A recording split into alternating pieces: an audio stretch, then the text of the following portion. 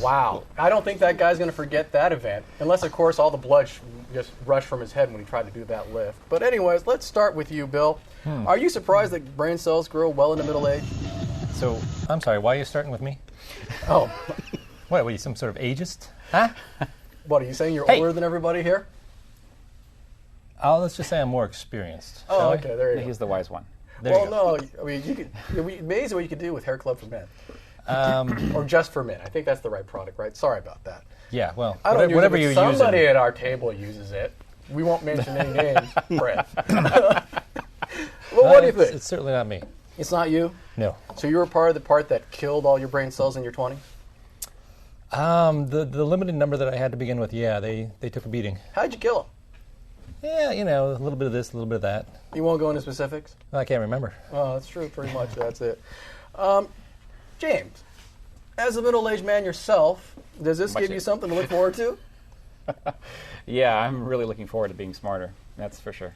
Well, you know, I mean, let's face it. I mean, you know, some people have a very low floor to go with, and some people have a pretty high floor to go from. So, you know, I don't know which one you are, but yeah, you know, but either way, it's all uphill from all, you know, all upside for you, right?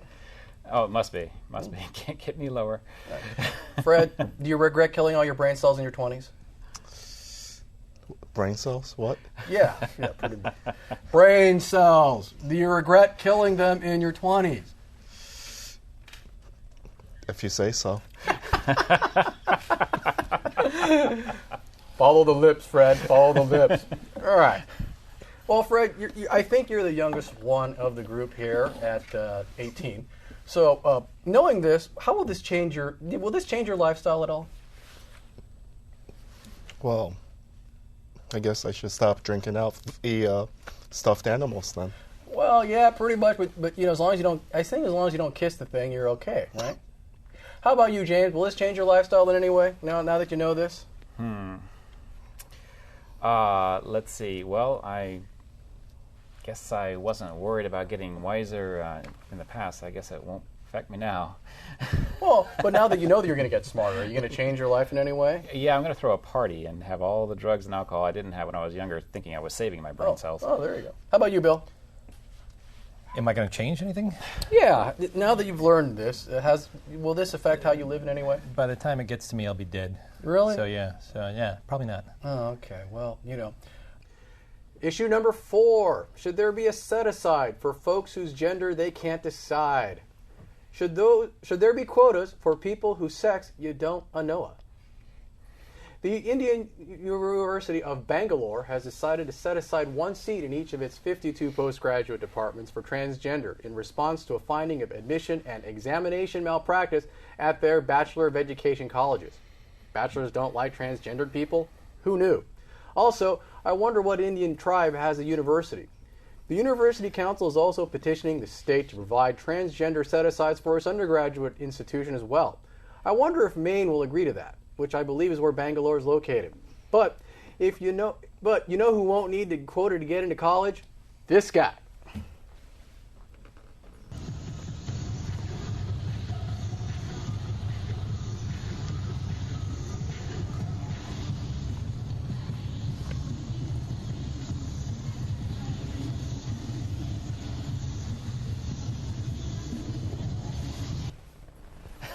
Oh, back to me.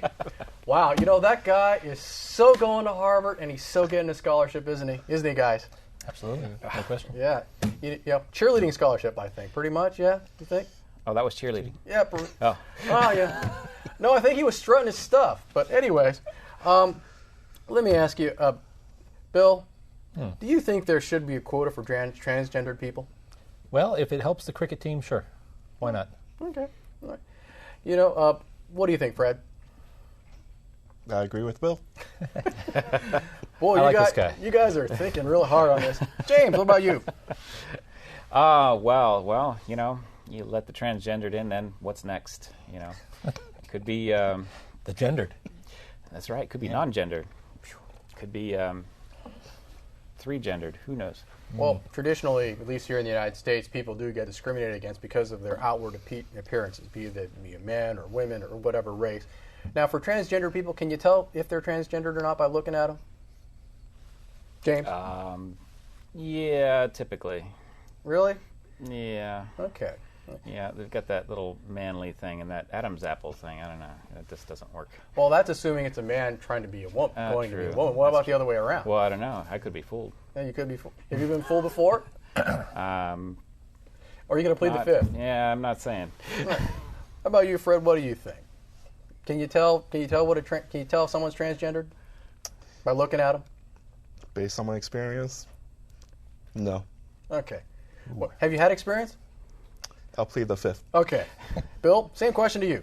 Yeah, I guess it kind of depends on how many bottles of dead rodent ale you've consumed beforehand. It alters the perception. Well, since you were the person that ordered the 12-pack, what results can you give me? Only with the stoats, which, as we all know, is some sort of English rodent with the top hats. Oh, okay. Classy, remember? Were you, when you consumed that, were you able to tell tranny versus non-tranny? Yeah, I was up having until the moment of the the crying game. Yeah, right? at that point it's granny versus non-granny. It's just there's no telling nothing. No. It's a seamless web. Well, What the hell does that even mean? I don't know. I have no idea what it means. I'm sorry, people.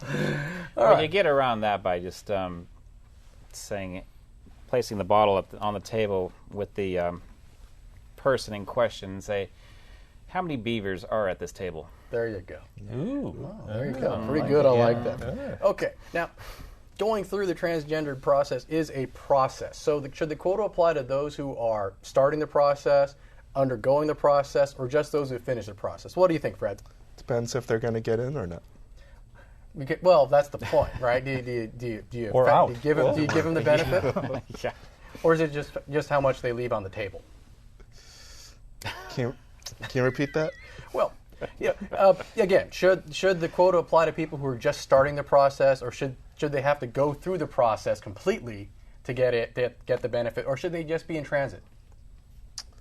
Well, if they should consider the odds, and if the odds are in the favor, they should go for whichever suits them best. What do you think, Bill? How many people do you think are applying that are in any point in the process? Well, I don't know. They've only got one chair set aside for them. 52. One chair in each department. Each postgraduate, there are 52 of them. Right. And I just don't think there's going to be that much competition for it, so it could be before, after, during. It's all good. Well, Bill, does that depend? I mean, would your estimate change if you were not drinking the stout beer? You know, I can't imagine myself not drinking the stout beer, so there would be no change. All right. We got a minute left, so Fred, let me ask you this. Now, if this quota applied to, say, a really prestigious university, and I say Harvard, or, like this guy, do you think there would be any kids that would be neurotic enough to undergo the process just to get into Harvard? Maybe I'll consider it myself. Oh, there you go. How about you, James? What do you think? Would they do that to get into Harvard? You know what? I've known some pretty desperate people. I also know some Harvard grads, too. Yeah, they probably would do it. Welcome back to our errors and omissions section. Let's go to Timothy Walton at our legal department. Timothy, tell us what we got wrong on tonight's show. You're all a bunch of pimps, a bunch of robot pimps. First off, Jim, it was incredibly insensitive of you to suggest that getting a lap dance is a sedentary activity. I mean, can you get more offensive than that? I tried, but, your reach often exceeds your grasp, Timothy. You ought to know that. Yeah, well, I also have to point out that Jesus did die, of course. It was Elijah who ascended to heaven in a fiery chariot, recall? Yeah, I did say Jesus died, but then he came back to life. But I don't think he spent that much time sitting down. He was walking around a lot, right? If you say so, I wasn't there. I have to take it on hearsay, but I think it's pretty good hearsay. And, it's an element of faith, right? Yeah. All right. Well, let's get to the real lies. I think that Bill was absolutely, outrageously lying to say that he doesn't care what Lance Armstrong says about standing on the pedals. I also think that James was incorrect about the reaction of a woman in a bar for whom he tried to buy a drink. The correct answer is that it depends on how cute the kitten is that has a bottle stuck up its ass. I think, Timothy, it's not stuck. It's stuck through the other way. It's the front door, not the back door. If you say so. At least that's what it looks like in the picture, right? Bill was dissembling to say that it was a little bit of this, a little bit of that. It was a lot of this and a hell of a lot of that. You know it. More of that than this. Fred, of course, was lying through his teeth when he said that he agreed with Bill. Well, okay, Timothy, it looks like we are out of time. So I want to thank you for your penetrating insight. All right. You're welcome. Thank you, everybody. James, you're awesome. Fred, thank you. Pleasure as always. Bill, you disgust me. Yeah. All right. I try. Thank you very much for the show. And wait a minute, we got some more. We got to keep going. Oh, who knew that would be? All right. Well, let's put some beer bottles and some transgendered people and Beer bottles in dead rodents. Oh, hang on. Right. Yeah, Timothy, can I borrow your van again? I need to go recycle some bottles wrapped with rodents. Is that all right? You still haven't paid me for the dog. Hey, it was, I promised you 20 minutes ago. I mean, come on, you know I'm good for it. I know. Once the the check's in welfare- the mail, right? No, I gotta settle that lawsuit and I'll be okay. Once I sue the makers of the Never-Ending Story, I'm gonna get collect on that, right? Nothing says copyright, or fraud like the Never-Ending Story, or Final Destination 2. That I felt totally ripped off on that. So I'll get it to you once the welfare check clears. If you say so. Yeah. Got anything going on this weekend, Timothy? Lots. Oh, okay. Well, anyways, we'll tell the guys down at the strip club that you're good to go, right? Guys, that's not the same strip club I go to. Sure it is, Timothy. Sure it is. Remember, you had some of those beers wrapped with the road, and you really couldn't tell, could you? You were on the admissions committee to that University of Bangalore, so Are skunks rodents? I think so. Yeah, I think they are. You're the fact checker. You tell me. Well, I didn't look that up. I only checked the facts you asserted. Skunks are rodents. Check it out, dude. We got a minute left. You can do that in a minute, right? Well, I have to ask you, Jim, how is it that you would ever know if you've been fooled by a transgender person? I mean, by definition, if you've been fooled, then you don't know, right? The man has a point. Yeah, he has that point. Yeah, there. Unless, of course, you have the crying game moment. All right, Timothy, we're out of time. Thank you very much. Again, thank you for our lovely panel. Thank you for the crew, and see you next time.